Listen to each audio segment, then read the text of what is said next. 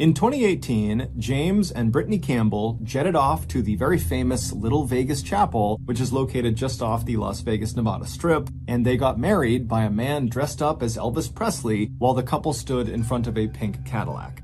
While their wedding was certainly not traditional by Western standards, it somehow seemed fitting for the newlyweds. After all, they were not a traditional couple. Brittany, who was 36 years old, was extremely energetic and outgoing and bubbly, and she even referred to herself as being a little crazy. As for James, who was 35 years old, he was reserved and quiet and kind of analytical and would rarely act on impulse. And on top of these two just being complete and total polar opposites, they had actually dated previously back in high school, and it had not worked out. They had broken up and gone their separate ways, not expecting to see each other again. But nearly 2 decades later, they randomly reconnected, and this time they had something major in common. James was a single father of 2 young boys, and he was desperately looking for a partner to not only share his life with, but someone who would come in and help him raise his kids. As for Brittany, she too was single, and she really wanted to be a mother. And so the timing of their reunion was perfect.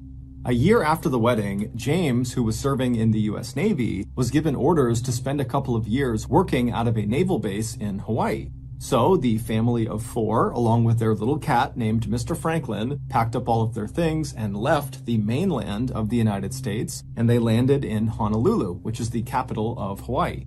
The family would move into a modest 2-story home located just a couple of minutes' drive away from the airport. The house was located at the end of a cul-de-sac in this very quiet and safe neighborhood that really didn't look like the type of neighborhood you would expect to see on a beautiful Hawaiian island. It really just kind of looked like typical American suburbs, with all these cookie-cutter 2-story houses right up next to each other on either sides of the road, and out front everyone's got a white picket fence. But for the Campbells, who had never lived in Hawaii before and were used to living on mainland America, it was actually kind of nice to move into this neighborhood and have it look kind of familiar.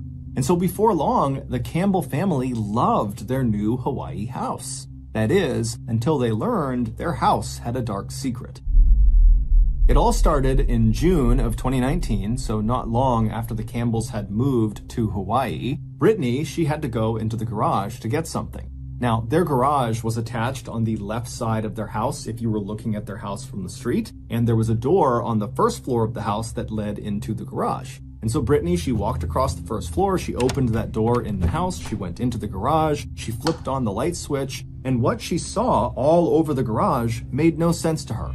They still had a bunch of moving boxes that they had not unpacked since they'd only been in Hawaii for a matter of weeks. And so all these unopened boxes, they had just kind of stacked up inside of the garage. But when Brittany had turned the lights on and looked into the garage, she saw nearly all of those boxes had been toppled over, and lots of the contents inside of these boxes had spilled out onto the ground. But even more bizarrely, it looked like it wasn't totally haphazard. It looked like someone had intentionally kind of sifted through the boxes and taken out random objects and put them into strange piles that didn't make any sense. The objects were not alike. Or they had taken the objects and kind of stood them up in these strange arrangements, almost like they were being laid out for a garage sale.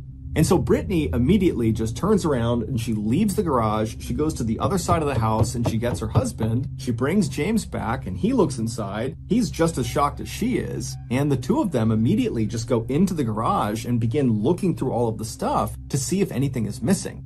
Now, it was pretty difficult to tell if something had been stolen, but they did have some valuable stuff that was in those boxes that had been pulled out and was lying on the ground, and that wasn't missing. And so that was a pretty good indication to James and Brittany that this wasn't a robbery.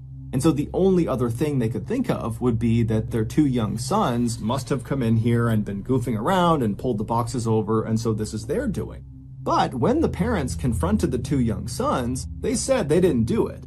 Brittany believed them, but James didn't necessarily. He thought they could be lying about it, and if they were telling the truth, then, maybe one of their pets had gotten into the garage and caused all this chaos. They had purchased a dog when they got to Hawaii, so they had a cat and a dog. And so James was just being very dismissive of this whole garage incident and not taking seriously the fact that Brittany was really spooked by this. But regardless of how the family members felt about the garage incident, they all just kind of moved on because there really wasn't anything to do except pick the garage up and continue on. About a week after the garage incident, Brittany was home alone one morning getting ready. She was sitting in the master bedroom in front of her mirror and she was applying eyeliner and she had a YouTube video playing some makeup tutorials. And as she's applying the makeup, she suddenly hears the front door downstairs slam shut. She almost pokes her eye out with her eyeliner. She's so startled by the sound of it. And she immediately pauses her YouTube video and she calls out for James and her sons, believing they must be home and somebody slammed the door. But when she calls out, she gets no response. Now, immediately, Brittany is going through all of these different rationalizations like, okay, maybe James and the boys opened the door, they got something or put something in the house, they slammed it and they left. And so that's why they didn't hear me call their name. But she couldn't help but feel like something was wrong. She's also thinking about the garage incident, which really never left her. She pretended like she had moved on, but really she hadn't. And so she stands up and she begins walking towards the open door that led out into the hallway. And then from the master bedroom, if you were looking out into the second floor hallway, it basically went straight across to another door. That was her son's bedroom. And in between these two doors, basically halfway down the second floor hallway, to the left was a flight of stairs that went straight down to the first floor. And when you reached the bottom of those steps, right in front of you would be the front door, the door that had slammed. And so Brittany reaches the threshold of the master bedroom. She's looking out into the second floor hallway. She doesn't see anyone. And so she yells out again for James and for her sons, but again, there's silence. So she takes a deep breath and she begins walking down the second floor hallway and she makes it halfway. She turns left and she gets onto the stairs. And as she's walking down these steps, the house is eerily quiet and she's got this growing sense of dread inside of her and she's kind of quietly calling out for James and her sons, but it's totally quiet. And she gets to the foot of the stairs. She kind of scans around her. She doesn't see anyone. And then she walks to the front door. She flings it open, expecting, hoping to see James's car in the driveway or just see some indication that her husband or her sons had been there or were there. But when she opened that door, James's car was not there. There was no sign of anybody in the area. It was just her.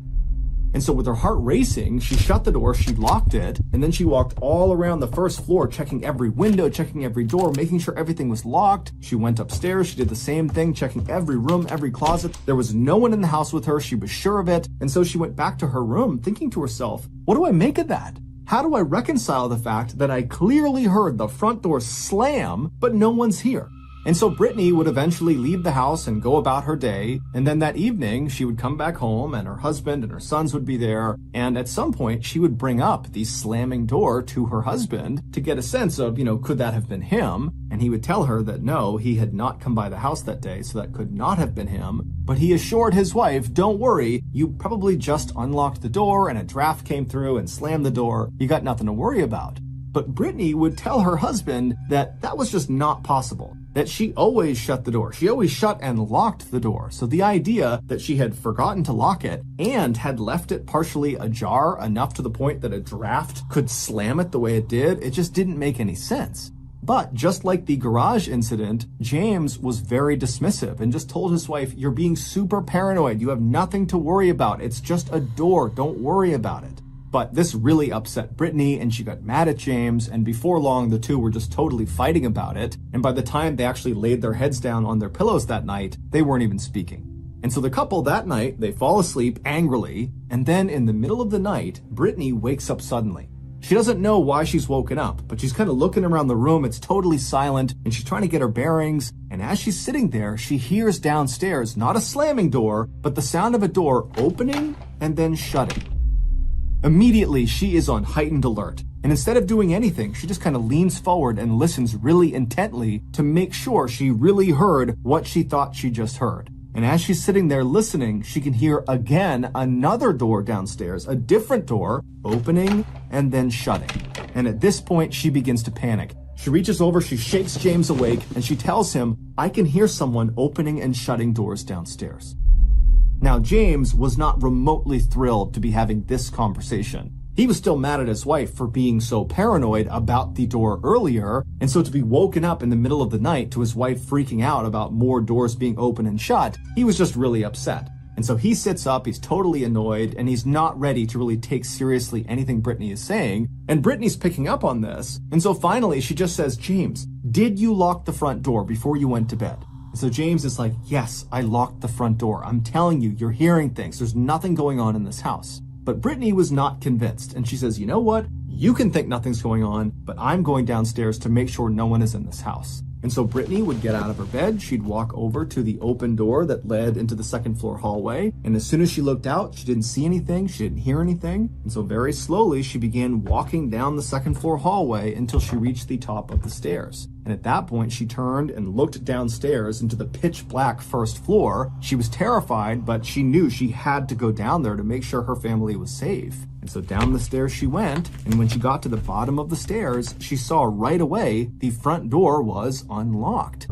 Brittany's thinking, why would my husband tell me he locked the door if it's not locked? And so then Brittany's thinking, okay, my sons must have gotten out of bed and they must have unlocked the door. That's what I'm hearing. I'm hearing these doors opening and shutting because my sons are down here somewhere and they're the ones causing all this noise. And so Brittany kind of felt relieved for a second because this seemed like what must be going on. But after locking the front door and then searching the whole first floor, she didn't find her sons. And then when she went upstairs again and went into her boys' room, she found both of them were fast asleep in their beds. And when she shook them awake, they showed no sign of having been awake recently. They were totally groggy and could not have been running around the house just minutes earlier. And so now Brittany is terrified. She tucks her boys back in and she tells them, everything is fine. But then she hustles back over to the master bedroom with her husband and she tells James, the front door was unlocked and our sons were fast asleep. It couldn't have been them. But James continues to be very dismissive, telling his wife, you are totally overreacting, you're being paranoid, you're just hearing the sound of those doors because you're scared. There isn't any doors slamming in the house.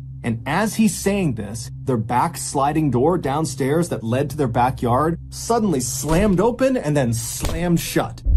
And as soon as this happened, James, who had been so dismissive and totally skeptical, he instantly changed. And he looked at his wife and he said, you stay right here. And he jumped out of his bed and he ran out of the bedroom. A few minutes later, he would come back into the master bedroom and he would tell his wife that, the back door, it was unlocked, but it was shut.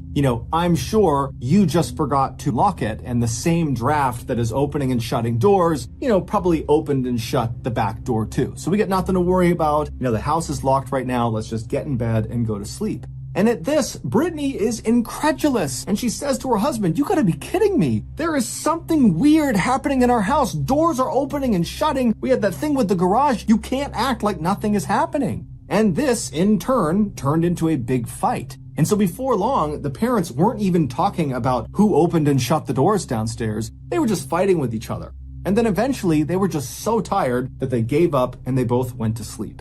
For the next few weeks, nothing happened inside of the house. Brittany, though, continued to obsess over who or what had been causing those doors to open and shut, and then also, what happened in the garage, what caused all that stuff to fall out and wind up in these strange arrangements. Meanwhile, James continued to be unbelievably dismissive and did not want to talk about the potential for something strange happening in their house. But something strange would happen to just James without Brittany around, and that would be the first time that he would get really spooked.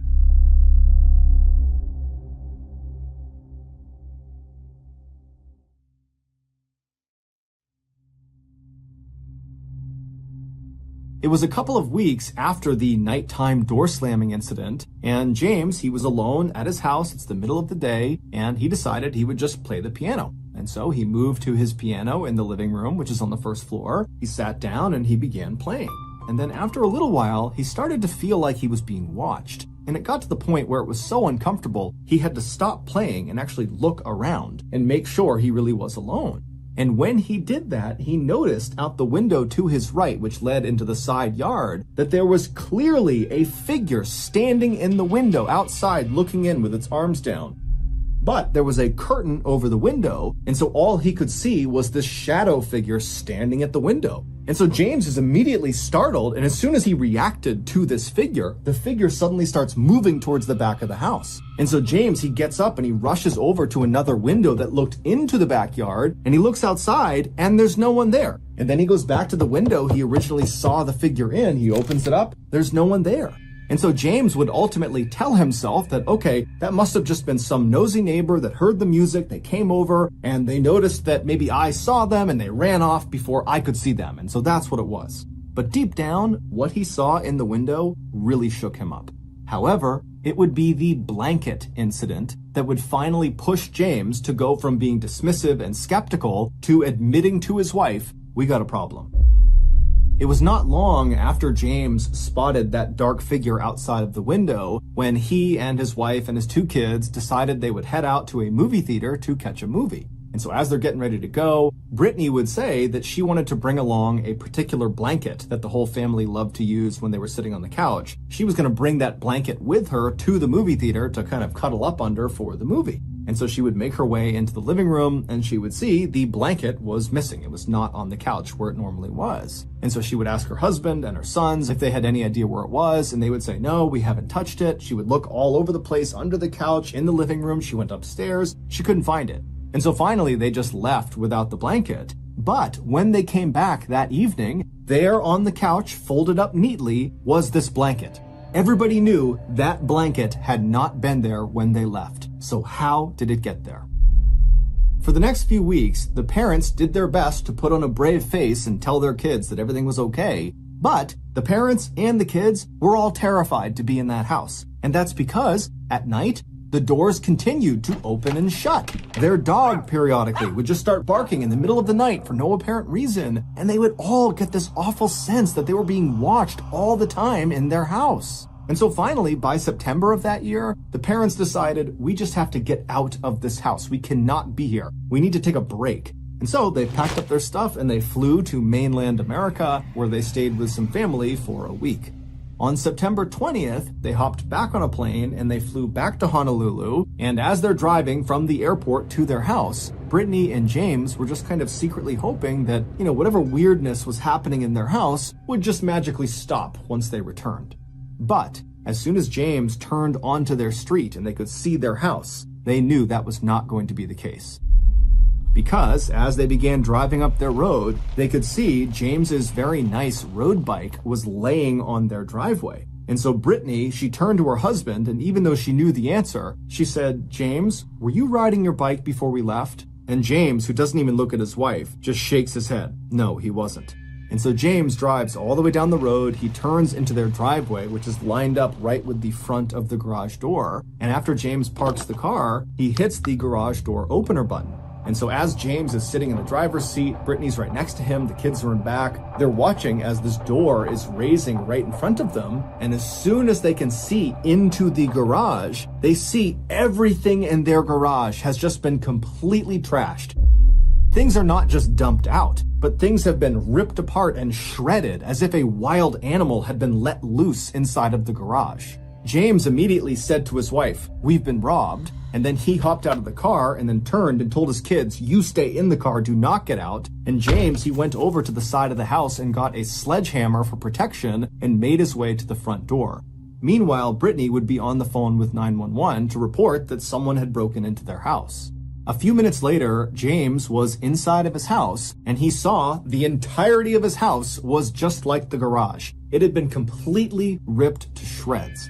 But amidst the chaos were those kind of strange piles of random objects, much like they had seen in that first garage incident where the things inside of the boxes had been stacked in kind of strange piles and arrangements. And so James is looking around his first floor and he's seeing stacks of coasters and books and electronics. But what really got James's attention was that on various surfaces, there were these medical vials of drugs or chemicals that were placed all over the place. And he knew that was not his family's. Someone had brought those vials into this house. James would make his way up the stairs to the second floor landing, and right away he could tell, the upstairs had all the hallmarks of being destroyed as much as the first floor. But when he went left and went into his boys' room, he saw that room was pristine. In fact, it had been cleaned. The boys' laundry was neatly folded on one side of the room, their beds were perfectly made with military precision, and all of their toys and different things that were normally all over the floor were neatly put away in the places they should go. And so James would turn around and leave his boys' room in absolute astonishment, and he would walk across the second floor hallway into the master bedroom. and what he would find in there would make an already terrible situation much, much worse. The master bedroom was destroyed like the majority of the house and garage, except the top of their bed was not covered in junk. Instead, on their bed was this towel that had been neatly laid out, almost like a tablecloth. And laying on this towel, neatly spaced apart, kind of perfectly arranged, were a bunch of knives. And then next to the knives, still on the towel, was a laptop that the Campbell family owned, but they didn't use it. It did work, but it just kind of sat in the master bedroom. And this laptop was sitting on this towel, and it was open, but the screen had turned off. And so by this point, Brittany had come upstairs. And so Brittany and James, they walk over in horror to this layout on their bed, and they click the keys on the keyboard of their laptop, and it illuminates the screen and shows whatever was being worked on last. And it's this long, long Word document that neither of them made. They scrolled to the top of this document, and the document was titled The Omnivore Trials, and then below that it said, A Rehabilitation for Rat-like People. And then below that, the entire document was kind of like a diary. It was a whole bunch of observations about so-called specimens. And these specimens were very clearly the Campbell family. And these observations made about the Campbell family were very intimate. In fact, the only way to garner these observations were if you were watching the Campbell family right up close, almost on an hourly basis for days, weeks, months at a time. These observations ranged from what time the Campbell family liked to watch TV to what James and Brittany talked about behind closed doors in their bedroom, including their struggle to have a child, something they were not talking about to their family. But in this document, the author of the Omnivore Trials would talk about how the creature, which was referencing Brittany, needed to stop trying to have another baby and instead focus on the children she already had. Toward the end of this really lengthy document, the author of the Omnivore Trials came to a shocking conclusion that in order to rehabilitate these rat-like people, the Campbells, the author would have to perform several surgeries on the specimens. These surgeries were hand amputations and gender reassignment surgeries. And then after this conclusion, there was another note that detailed all the different surgeon tools the author would need to perform these surgeries, as well as a list of drugs and chemicals they would need in order to sedate these specimens before they performed these surgeries. And so after James and Brittany see this, they realize that those knives laying out on the towel were for them. Those were the knives that were going to be used for the surgeries. And all those weird vials, those medical vials they saw all downstairs, those were likely the drugs that would be used to sedate them so they could go under the knife. 15 minutes before James and Brittany went into their house and discovered the knives, and the medical vials, and the laptop, James grabbed that sledgehammer and walked to the front door while his wife called 911. And so James, he gets to the front door, he puts his key into the lock, he unlocks it, and with the sledgehammer in one hand, he attempts to push the door open. But despite the door being unlocked, he can't open it. There's resistance behind the door. And so James kind of gets down and he presses as hard as he can into the door with his shoulder until finally it opens up just a crack and James can see into the house. And so James, as he's pressing the door barely open, he's staring into this crack, trying to make out what's going on inside of his house. And then suddenly a set of eyes meet his from behind the door. And before James can do anything, this man that is standing inside of his house says to James, "This is not your house," and then proceeds to push the door shut on James. James, in an adrenaline-fueled fury, smashed the door open, grabbed this guy, and yanked him out of the house and threw him onto the front yard. And then James, with his sledgehammer, would stand in front of this guy between him and his kids and his wife, and he would say, "If you go anywhere, I'm going to have to attack you with this." But the intruder, this guy, whose name was Ezekiel Zayas, he was a 23-year-old young man, he would just stand on the Campbell's property, staring directly at James, unblinking. And then, a couple of minutes later, the police would show up, and Ezekiel would not put up any fight, he would be arrested, and he would be taken away. It was after he was gone that James and his wife would actually go into their house, and they would see the state it was in, and they would go upstairs, and they would discover the knives and the laptop. It would turn out, months earlier, Ezekiel had apparently found a way to sneak in and out of the Campbell's property. And so around the time they had moved in, Ezekiel was living there as well. He was mostly living in the crawl space above the second-floor bathroom, and then whenever he was able to, Ezekiel would climb down out of this crawl space, and he would go and observe the Campbells. And this was not just at night. Based on some of the observations inside of Ezekiel's Omnivore Trials document, clearly he was watching the family in the middle of the day too. Also, based on these observations in this document, it was pretty clear that Ezekiel was getting ready to actually carry out these surgeries on the Campbell family, meaning the Campbells' decision to go on vacation when they did could very well have saved their lives. And if there was any question as to whether Ezekiel could have actually carried out that level of physical harm on another human being by carrying out those surgeries, well, after he was arrested for what he did to the Campbells, while he was in jail, he beat his cellmate to death, allegedly. Although a guard literally walked in and saw Ezekiel punching and kicking and beating this guy, and then he died. But technically the trial is not over, so it's allegedly. Ezekiel is currently in a state hospital, and they are trying to determine if he is fit to stand trial for what he did to the Campbells and for what he did to his cellmate.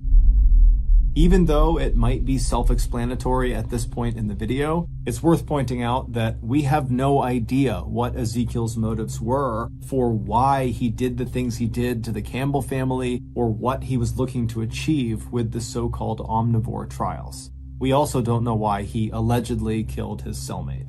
As for the Campbells, this whole experience was so traumatic that they did not stay at their Hawaii house. They moved, and as of today, their whereabouts are unknown.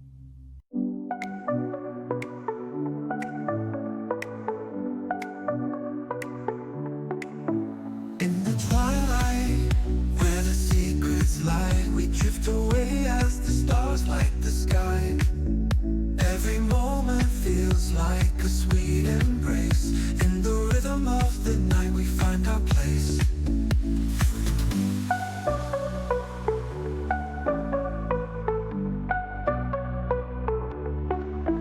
Chasing shadows, we're lost in the flow. Dancing through the echoes, letting our hearts go. With every heartbeat, we rise and fall. In this deep house dream, we'll have it all.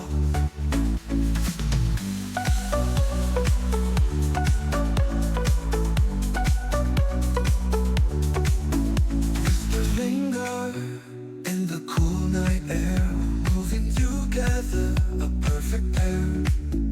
In this space where time stands still, with every touch we feel the thrill.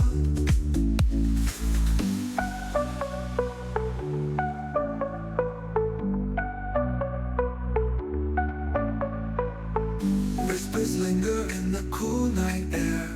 We're moving together, a perfect pair. In the space where time stands still, with every touch we feel the thrill. But chasing shadows. On the afternoon of June 19th, 2001, 44-year-old Debbie Triplett and her husband Billy were stocking shelves in the small country grocery store that they owned in Clay County, Alabama. Billy and Debbie had run the store together for almost 20 years, and they had stocking shelves down to a science. They barely even had to look while they were doing it. So today, like most days, they spent the time talking and joking with each other.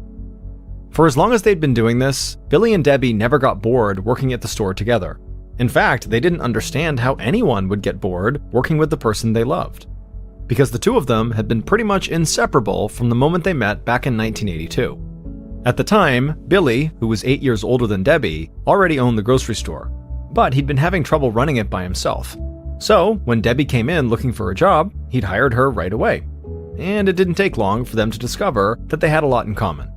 They were both single parents, they loved living in a small town where they knew their kids would be safe, and they could talk to each other for hours without ever running out of things to say. Billy and Debbie's relationship had quickly gone from boss and employee, to boyfriend and girlfriend, to husband and wife. And their children from their previous marriages ended up loving each other as much as Debbie and Billy did. So they had all quickly formed this really tight-knit blended family. Now, almost 20 years later, the kids had grown up and moved out, but they all lived close by, so the blended family was still together. In the store, Billy kept stocking the shelves, but Debbie glanced up at the clock hanging over the counter and said that maybe they should call it a day. Billy was supposed to meet up with their son Randy, and if he wanted to do that and still get home in time for the first pitch of the Atlanta Braves baseball game, he needed to head out now. Everyone who knew Billy assumed he must have been born in an Atlanta Braves baseball cap, because he wore one pretty much every day. They also knew he absolutely hated to miss a Braves game. But today, Billy wasn't sure if he should just take off, because he really didn't like the idea of leaving Debbie alone at the store. The couple didn't like to talk about it, but on a night about 3 months earlier, when Billy was closing the store on his own, 3 men wearing ski masks had burst in, duct taped Billy's mouth, shoved him into the walk-in cooler, and then robbed the cash register. By the time Billy had gotten out of the cooler, the men were long gone, but all he could think was, thank God Debbie was not here. Debbie could see the look of concern on her husband's face, and she told him not to worry. Those robbers had not been seen again. Besides, their daughter Michelle was coming by to keep her company for a while, and then she'd close the store because she had dinner plans. Billy thought about it for a second, and then said she was right. So he gave Debbie a kiss and said he would see her at home when she was finished with dinner.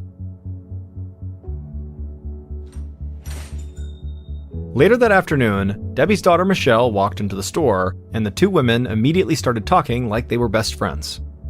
Debbie had Michelle and her brother Michael with her first husband, but they had treated Billy as their dad since they were young, just like Billy's son, Randy, saw Debbie as his mother. Still, Debbie shared a bond with Michelle that was special, even among the kids. They saw or talked to each other every single day. Time always flew by when it was just the 2 of them, and today at the store was no different. They talked about everything that was going on in their lives, and when Michelle finally caught a glimpse of the clock, she said she needed to head out.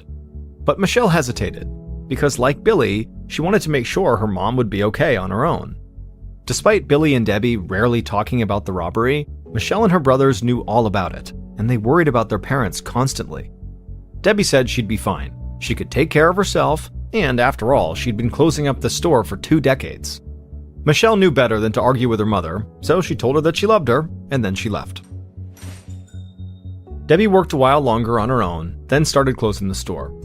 She emptied the cash register and put all the money into a metal lockbox. She turned off the lights and walked outside with the box under her arm. Then she locked the door behind her and climbed into her minivan that was parked out front. And as she drove down the secluded country road outside the store, Debbie felt excited about her dinner plans, and she hoped the Braves were winning so Billy would be in a really good mood when she got home.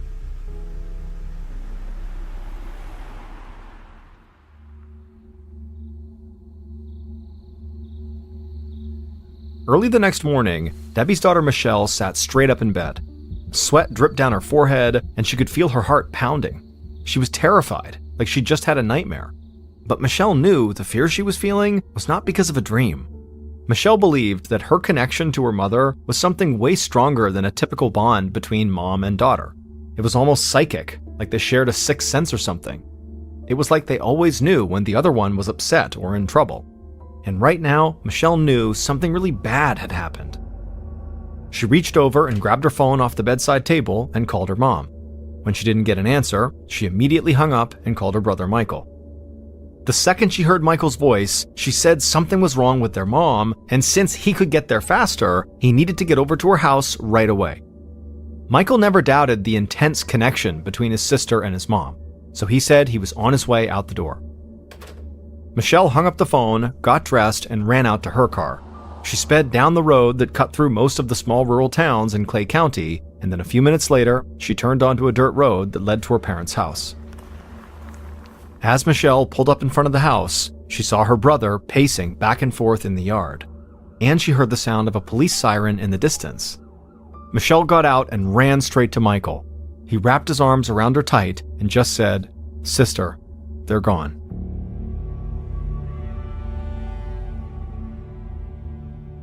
Early that afternoon, Agent Todd Wheels of the Alabama Bureau of Investigation drove down a 2-lane road lined by acres of trees on one side and a river on the other. This landscape, that would cause most people to feel like they were stranded in the middle of nowhere, felt completely familiar to Agent Wheels. He'd grown up in Clay County, which was not too far from here, so for him, it was like he was coming home. That morning, a call had come into the bureau from the Clay County Sheriff's Department. County deputies had responded to a 911 call at Debbie and Billy Triplett's house. The second they walked inside, they knew the Sheriff's Department did not have the resources to handle this case, so they had asked the state police for help. Agent Wheels turned onto a dirt road and slowed down as he approached an old white wooden house that sat on a large piece of land that backed up to dense green woods. County police officers had already set up crime scene tape around the perimeter of the house, and a couple of deputies stood out front with a man and a woman in their 20s. Wheels parked his car and looked out at the man and woman, and he felt his heart sink, because he had known both of them since they were little kids. Wheels had grown up in a town not too far from where Michelle, Michael, and their brother Randy lived with their parents, and they had always attended rival schools. So Wheels had seen the entire family at football games, academic competitions, parties, and church functions for most of his life. Wheels took a breath, stepped out of the car, and walked over to Michelle and Michael.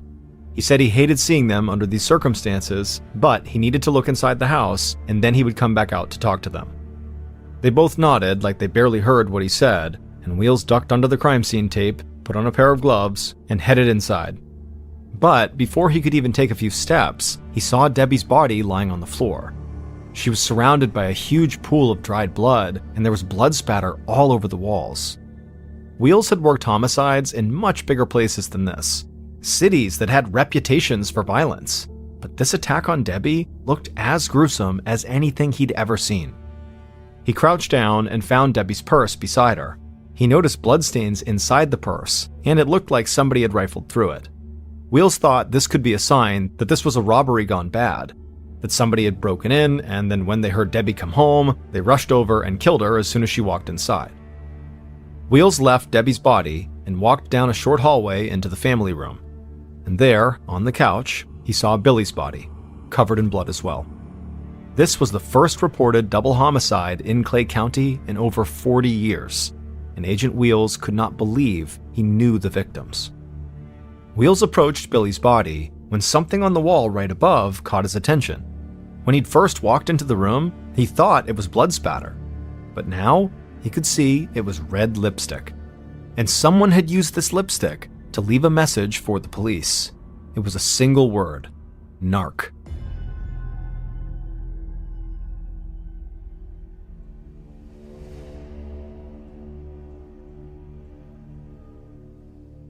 At 4 p.m., several hours after Agent Wheels arrived at the scene, he was back in the family room, staring at the lipstick on the wall for what felt like the 10th time that day. But now he was with members of a state forensics team that had just arrived. Wheels had gone outside earlier to check on Michelle and Michael, and to ask them if they knew what their parents had been doing the night before. Michael said that he and his wife had met his mom for dinner after she closed the store, and then as far as he knew, she went straight home. And both siblings assumed that their dad had watched the Braves game and then just stayed in for the night. Back in the family room, Wheels and the forensics technicians could still not get over the violence that was inflicted on Billy. This was even more brutal than the attack on Debbie. This kind of rage made Wheels think that the attack must have been carried out by someone who had a close emotional connection to Billy, or by someone who was out for revenge. And the word narc also had strong connections to the drug world. As Wheels stood there, fixated on the wall, he heard people shouting outside, and he snapped out of his trance. He immediately turned around and ran out of the house. In the front yard, Wheels saw a man physically struggling with two deputies and yelling that he and his siblings needed to get inside. Their parents were in there. Wheels recognized this man as Billy's son, Randy. Back when they were teenagers, Wheels and Randy had been on their respective high school's Scholar Bowl teams, and they had developed a friendly rivalry with each other at academic competitions. Wheels darted across the yard, joined the deputies, and in his calm southern accent, told Randy he needed to back off. Randy stopped struggling and looked up at Wheels, and this look came across Randy's face like he didn't understand why this man was standing there. Randy squinted a little and then just said, "Tom?" Agent Wheels said he wished this was not how they were seeing each other for the first time in a while, but he needed Randy to calm down and step back. Randy took a deep breath and apologized to the deputies. He told Wheels he had lashed out because he was mad at himself. He'd missed the messages he'd gotten from Michelle and Michael, and he felt like he'd let his brother and sister down by not getting here earlier. Wheels said he understood. While the two men talked, Wheels heard someone shouting his name from across the yard. He looked over and saw a forensics tech standing by a minivan that was parked near the side of the house. Wheels told Randy to go wait with his siblings, and then he walked over to the van. The front passenger door was open, and the forensics tech said the van had been unlocked. He pointed to the passenger seat, and Wheels saw the keys to the van sitting there. But Wheels also saw something in the passenger side floorboard. It was an open, empty metal box turned over on its side. Wheels called out to the deputies to bring Randy, Michelle, and Michael over to the van, and when the three siblings got there, they didn't look surprised at all. Wheels asked them what the container was, and they told him it was the money box their parents put the cash from the register in every night when they closed the store. And their mom had a terrible habit of just leaving the box in her van when she got home. This clue definitely played into the idea that these murders were connected to a robbery, but maybe it was not a home robbery that got interrupted. Wheels asked the siblings if it was common knowledge around town that their parents put their money from the store in the box every night. Would someone have known Debbie had all that cash and maybe followed her home? The kids looked at each other for a moment, like they were talking without saying anything, and then Michelle said a few months earlier their parents' store had been robbed by some men at closing time, so these men might have known exactly where their parents put the money from the cash register. Wheels got a few more details about that robbery, and then he told the siblings they could go. They should have some time to grieve together in private. Wheels spent the whole day at the house, and it was dark outside when he met the members of the forensics team to get a final report for the day. They believed that Debbie and Billy had been killed the previous night. The team had also pulled blood samples from both bodies and from the rooms where they were found, and they had done a thorough sweep of the minivan. But the van appeared to have been completely wiped down before any investigators had even touched it. However, investigators were confident that with all the blood and all the fingerprints found inside the house, that they would still likely be able to get the print and DNA samples that belonged to the killer. At the time, DNA testing in Alabama was still a relatively slow process. It could take several weeks or even months to get results. Still, Wheels had a lot of faith in DNA testing, so he was willing to be patient. In the meantime, he had two distinct theories about the case. This was either a robbery gone bad, or Billy really had ratted somebody out to the authorities, likely over something having to do with the drug trade.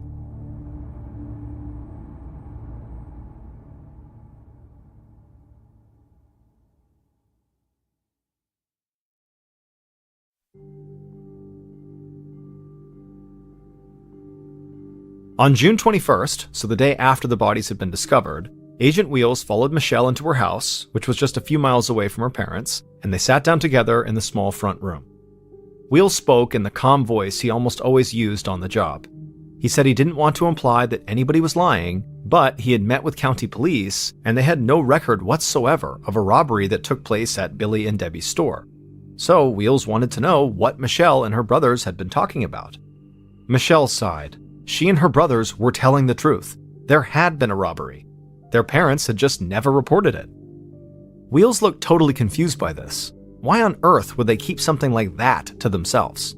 Michelle laughed a little and said it was stupid, but her dad had been illegally selling wine and beer, and even a little moonshine out of the back of the store.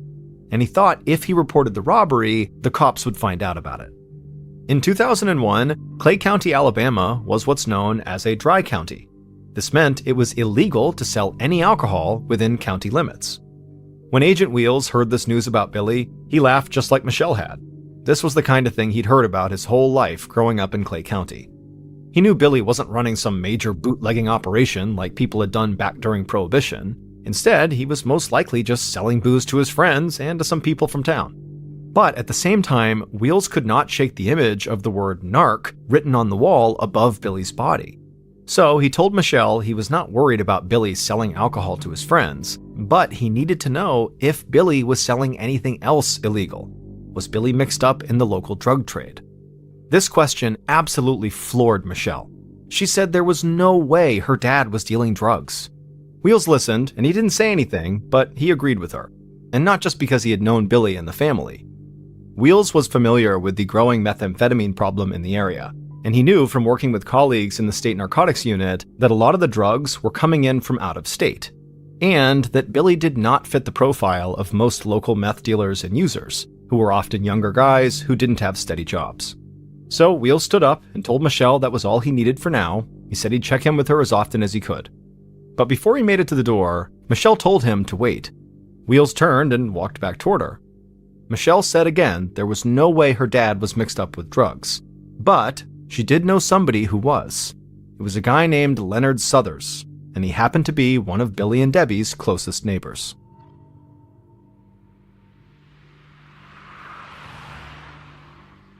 Later that day, so still just one day after the discovery of the bodies, Agent Wheels pulled up to a house over a mile away from Billy and Debbie's. Michelle had been right. Everything was so isolated and spread out around here that this was definitely one of the closest homes to her parents. Wheels stepped out of his car, and he saw the lawn was completely overgrown and there were tools and a bunch of other stuff piled up all around. He took a few steps towards the house, and the screen door flew open. A skinny man in baggy jeans and a t-shirt rushed outside, demanding to know who Wheels was and what he was doing here. Wheels said everything was okay, and then asked the man if he was Leonard. The man nodded and said, "Who's asking?" Wheels introduced himself and said he was with the state police, but Leonard was not in any trouble. In fact, he needed Leonard's help. Wheels took a few more steps towards Leonard, and as he did, he could see track marks on both of his arms, clearly from injecting drugs. And the way Leonard fidgeted and picked at his skin made Wheels think he likely was a meth addict. Looking at Leonard, Wheels mostly just felt pity. This man obviously needed help, but that's not why Wheels was here right now. All of a sudden, Leonard raised both hands into the air to show he was not carrying a weapon, and then he moved towards Wheels. He leaned in really close and then pointed to the trees surrounding his house, and in a hushed voice, he asked if Wheels could see the men up there. Wheels turned and looked up at the trees, and as he did, Leonard started laughing. He said the men were in camouflage, so they were almost invisible, but he knew they were there. And he knew they were men like Wheels, agents that the government sent to watch him all the time. As calm as Wheels was, and as genuinely sympathetic as he tried to be whenever he was working a case, he knew he could change his personality on a dime when he needed to. It was like there was a switch in his head, and in that moment, Wheels flipped the switch. He stood up to his full height, raised his voice, and said Leonard was absolutely right. There were agents hiding in the trees, and if Leonard didn't tell him everything he knew about the deaths of Billy and Debbie Triplett, these agents in the trees would swarm. They would take Leonard away, and he would no longer be a free man. Leonard suddenly looked scared, but he quickly said he did want to help. He had heard Billy and Debbie got killed, and he was sad about it. They were nice people, both of them. Wheels flipped the switch again, and his calm voice came back. He told Leonard if he wanted to help, he needed to tell the truth and admit if he had gone over to Billy and Debbie's house to rob them, maybe for drug money. Leonard shook his head. He would never steal from them or try to hurt them. Wheels spoke with Leonard a while longer in the front yard, and by the time he left, he had a primary suspect. Leonard was a drug addict, and he was extremely paranoid. There was even a chance Leonard had convinced himself that his neighbor Billy was going to turn him in to the police for buying and using drugs, which in Leonard's mind would make Billy a narc. In the days following the murders, Agent Wheels had his team dig into Leonard's background and his history of drug use. Still, Wheels did not want to overlook anything, especially if it was because of a personal bias. He did not believe that Billy or Debbie had any connection to the local drug trade, but he needed to make sure. He asked for help from the state narcotics unit, and they said they would search their records to see if Billy or Debbie ever appeared as suspects or informants, or if any agents knew anything about them.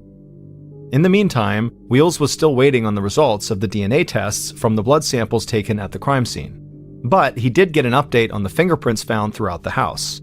At this point, all of the prints that had been pulled matched Billy, Debbie, and their kids, who had provided prints to the county police. So investigators figured the killer must have worn gloves, which probably meant they would not find any useful prints on the cash box either. This was not surprising, but Wheels still got frustrated. The investigation was in its early days, but he had hoped he might get lucky with the fingerprints and find a clear piece of evidence that pointed to the killer. Wheels always felt a real responsibility when investigating a murder to try to bring the killer to justice as quickly as possible, but he knew this case was something different. He had never worked a homicide where he actually knew the victims and their family, and so every day that he didn't find the killer made him feel like he was letting Michelle, Michael, and Randy down. About a week after the murders, Wheels got word from the narcotics unit that they didn't find anything on Billy or Debbie. It seemed pretty clear they had no connection to illegal drugs. In addition to that, because Billy and Debbie never filed a report about that store robbery, there were no leads on the men who had committed that crime. So, Wheels was basically where he'd been a week earlier, with the drug addict Leonard as his primary suspect. Still, Leonard being an addict and being paranoid about men in the trees did not automatically make him a killer. Wheels had to find something concrete to tie him to the murders. And about 1 week later, Wheels was going back over his notes when he got a phone call.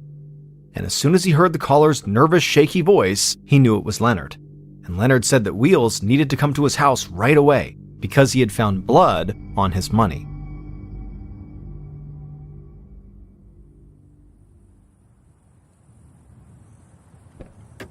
Not long after this call, Agent Wheels found himself back in Leonard's front yard, not really knowing what to expect or what Leonard finding blood on his money even meant. Leonard stepped outside, walked over to Wheels, and showed him a stack of $1 and $5 bills he had in a shoebox. Wheels put on his gloves and picked up a few of the bills, and this didn't look like regular cash. The bills were faded, and there were these weird white spots on them, almost like bleach or something. And in that moment, Wheels understood what was going on, and he just stood there dumbfounded for a second, because he realized someone had put all of this money in a washing machine. They had literally tried to launder the money. This did seem like something Leonard might try, not understanding that money laundering was actually a complex illegal financial process that had nothing to do with detergent or bleach. But as ridiculous as all of this seemed to Wheels, a couple of things about these bills did look like major clues. Leonard's money, even after the laundering process, was grouped together in 1s and 5s, like it would be in a cash register. In addition to that, Leonard had not been using some kind of code or metaphor when he said he found blood on his money, because even though these bills were faded, Wheels saw several brownish red spots that he believed were bloodstains. To Wheels, this looked like it had to be the money stolen from the cash box that Debbie brought home from the store, and he assumed the blood on the bills either belonged to Debbie or the killer. Leonard must have sensed what Wheels was thinking because he got really jittery and blurted out that this was not his money. He had gotten it from another drug addict that he knew. Agent Wheels chose not to flip the switch in his demeanor. He stayed totally calm and said to Leonard, "Boy, that sounds like a pretty convenient excuse." But Leonard swore he was telling the truth, and he even told Wheels the name of this other drug addict. Wheels said he'd look into it, but he told Leonard he better not leave town.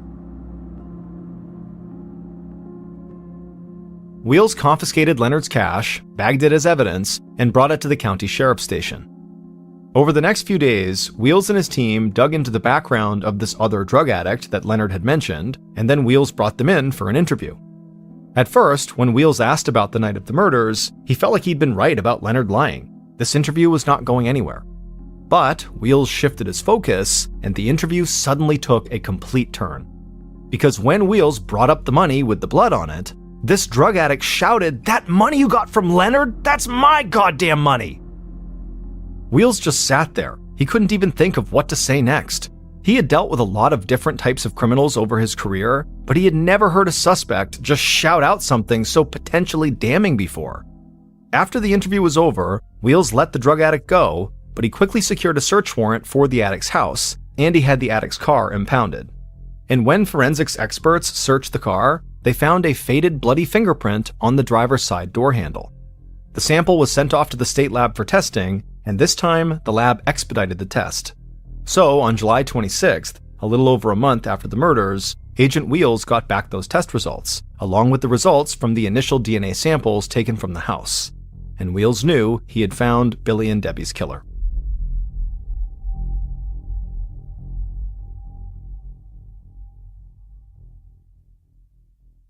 Based on DNA testing, interviews, and evidence found throughout the investigation, the following is a reconstruction of what state police believe happened to Billy and Debbie Triplett on June 19, 2001.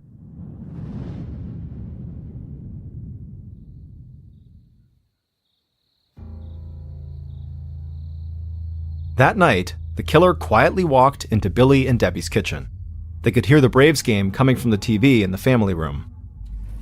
The killer opened a drawer and pulled out a sharp knife. They carefully slid the knife into their back pocket and then walked into the family room. Billy sat up on the couch, and the killer immediately started shouting at him. Billy shouted back and was about to get off the couch, but the killer ran across the room and leapt on top of him. They struggled, but the killer pinned Billy down and, without even looking, grabbed something heavy off the coffee table and started wildly slamming it into the side of Billy's head. Blood sprayed on the walls and all over the couch as Billy stopped moving. The killer got up, drew the knife from their pocket, grabbed Billy, and slit his throat. But the killer didn't stop. They kept digging the knife deeper into Billy's neck until they had almost decapitated him. Finally, the killer stepped back, walked away, and went to the kitchen. They washed the knife off, rinsed their hands and face, and set out some cleaning supplies. Then they picked the knife back up, went to the family room, sat down, and waited while the baseball game kept playing on TV. At 10 p.m., a few hours after the killer had arrived at the house, they heard a car pull up outside. They quickly turned off the TV and ran toward the front of the house, carrying the knife and the blunt object they'd attacked Billy with. They flipped off the light in the entryway and crouched down against the wall not far from the door. The killer heard footsteps just outside, and they clutched the knife tight. The door unlocked, and the killer saw it swing open. And before Debbie could even turn on the light or call to her husband, the killer leapt out of the darkness, grabbed her, slammed the blunt object into her head, and cut her throat too. Debbie's body collapsed just inside the door. The killer flipped on the light, put the knife back in their pocket, and grabbed Debbie's purse. They took out Debbie's car keys, and they saw a tube of lipstick. They walked into the family room, and with the lipstick, they scrawled the word "narc" on the wall over Billy's body. After that, they walked through the house, got the cleaning supplies they'd laid out in the kitchen, and then stepped over Debbie's body and went outside to her minivan. The killer opened the passenger door and saw the metal cash box on the floorboard. They found the key for the box on Debbie's keyring they'd stolen, opened the box, and stuffed the money from it into their pockets, getting blood from their hands all over the cash. The killer quickly wiped down the van with the cleaning supplies and tossed Debbie's keys onto the passenger seat. Then they ran to their car with their hands and pockets filled with cash, cleaning supplies, lipstick, and the murder weapons, and they drove straight home.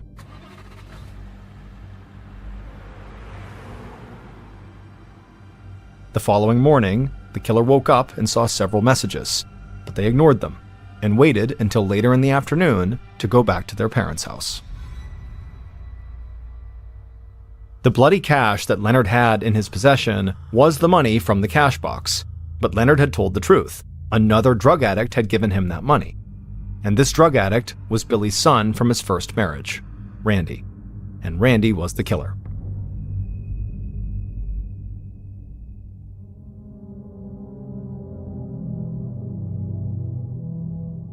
It turned out Randy's drug habit had been going on for years. He struggled to get work, and he almost never had any money. Billy had continually bailed his son out financially, but recently, Billy, and especially Debbie, had just had enough, and Billy had met with his son more than once to tell him they were cutting him off. On the night of the murder, Randy already felt angry and betrayed by Billy and Debbie, and so when he got to the house and saw his dad on the couch, he begged him to give him more money.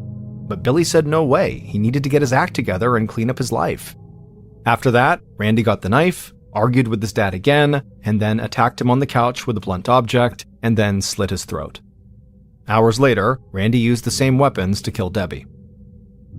After murdering his dad and stepmom, Randy had the idea to try to make it look like a drug-related murder, so he wrote "narc" on the wall in lipstick. And he figured if that didn't work, police would assume this crime was connected to the earlier robbery at his parents' store. And Randy was right. Investigators focused on both of these theories. But during the investigation, Randy started to panic. And at one point, he literally tried to clean the blood off the cash he had stole in the laundry machine, but when that didn't work, he just gave the bloodstained cash to Leonard, assuming Leonard would hold on to it for him and keep quiet until the investigation died down. But Leonard called Agent Wheels and told him that Randy, who he'd known for a long time and who he did drugs with, was the person who gave him this money. Then, when Randy came in for questioning, he inexplicably shouted out that the blood-stained money was his. Wheels then moved in on Randy, his former Scholar Bowl rival, and had his car impounded. And the DNA sample that was taken from Randy's car door handle would match DNA samples from the crime scene.